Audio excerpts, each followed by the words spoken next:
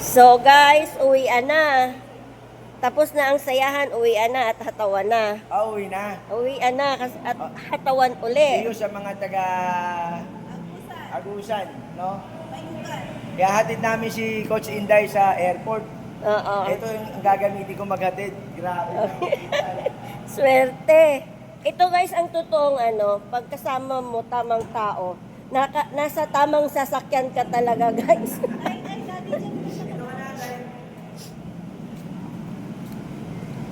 Hatid nila ako sa napakaswerte ko sa mentor ko. Mentor na, nagtuturo na, ano ka pa, tawag nito, pinangga ba? Pinangga baka, thank you mentor. Paamo dahil.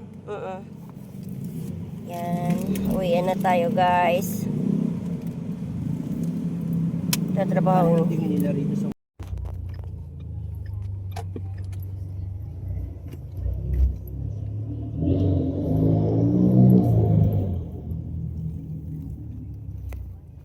sabi ni Kuya Bert.